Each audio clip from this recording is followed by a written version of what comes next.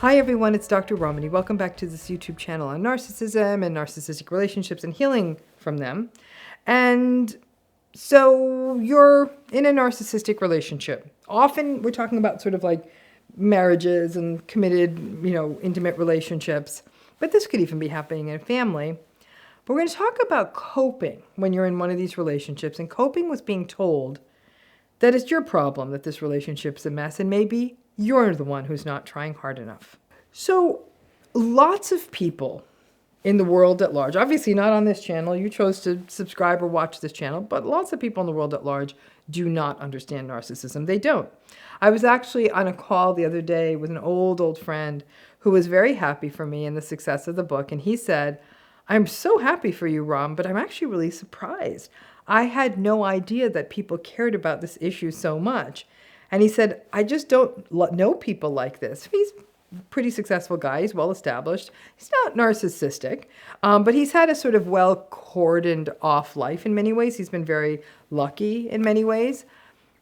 And I found that fascinating because he just didn't get it, right? And in the work I do, no matter how hard I try to protect people from narcissistic relationships, to help them not get into them in the first place, it doesn't seem to work. People think narcissism's not a thing until it happens to them. And then it happens to them. And you know the rest of the story. I've actually found the prevention work in this space to be really frustrating. And this contributes a lot to all of the enabler stuff that may be happening in your life. Now remember that there are different kinds of enablers. There are enablers who are Pollyanna toxic positivity people. There are enablers who want to maintain the status quo and maybe benefiting from it, or it soothes them. There are people who don't care who's getting hurt because they're sort of on the dole in some way from the narcissist and they're benefiting from that relationship. And then some enablers are people who may be mildly narcissistic themselves. However, whether they are enablers or the people around you are naive, or honestly if they're just plain dumb, I have no doubt that many, if not most of you who are watching this video have had the experience of when you hit the end of a narcissistic relationship. You just can't do the relationship anymore. And you decide to end it or minimize most contact, or you don't come around, you quit the job, whatever it may be. And you're told or asked by people, "Did you try hard enough?" Which is when you give the "Are you effing kidding me?" But unfortunately, when that is said to you, "Did you try hard enough?" and you're coming off of years, decades, perhaps a lifetime of self-doubt and self-blame, you may pause and ask yourself, "Did I try hard enough?" And it may be enough, that doubt, to throw you back in there for another round. And even though each time you go back into these relationships, yes, you do learn something more, but each time you get sucked back into one of these relationships, you also lose something. You lose more of yourself. You lose time. You just lose.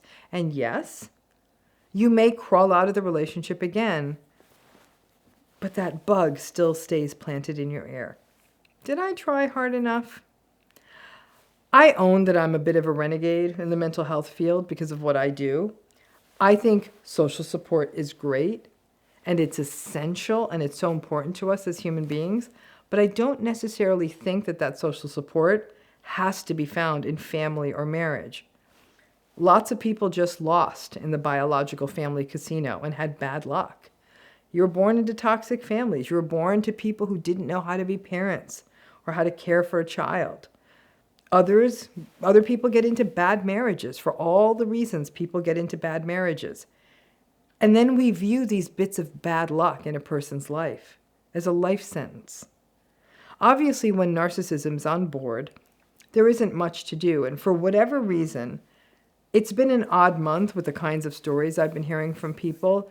It's people who are stuck in narcissistically abusive family or marital situations. They're not in a position where they can get out, and they have folks around them telling them to try harder.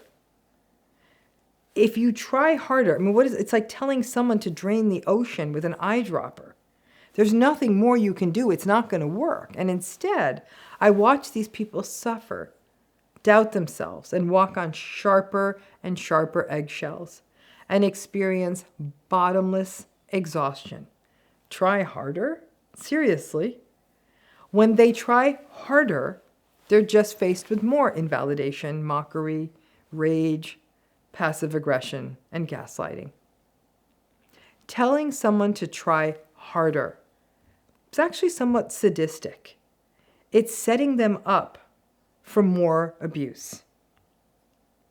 Now, relationships may be about compromise and some sacrifice, but that compromise and sacrifice, when it's a normal, healthy relationship, is met with some form of reciprocity. You see the back and forth in these compromises. You feel safe. You feel heard. You feel seen. Compromise and sacrifice are not meant to be one-sided masochism. And telling someone in a narcissistic relationship to try harder actually perpetuates the abuse. But if this happened to you, somebody told you, did you try hard enough? It may haunt you. The already existing programmed self-doubt and self-blame amplified by the voices of those people who ask you, are you sure you tried everything? When a person finally either ends or goes no contact in a narcissistic relationship, we're seeing the teeny tiny top of an iceberg.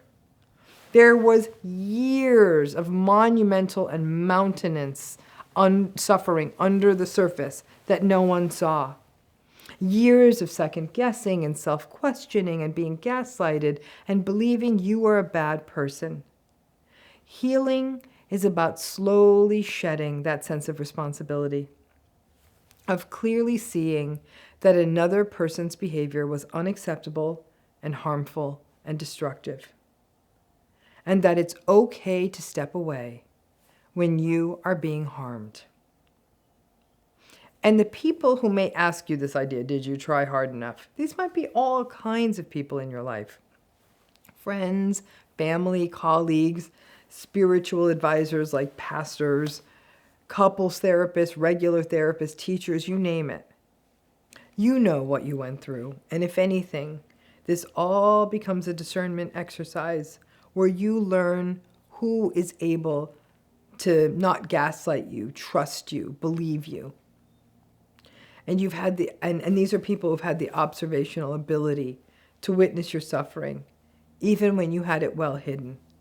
All of us who's ever been in a narcissistic relationship tried hard enough.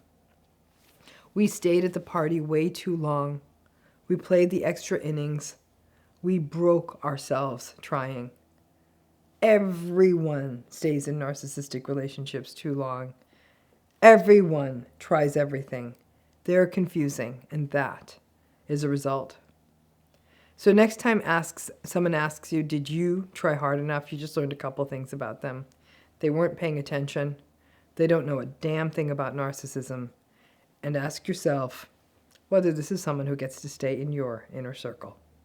Thanks again.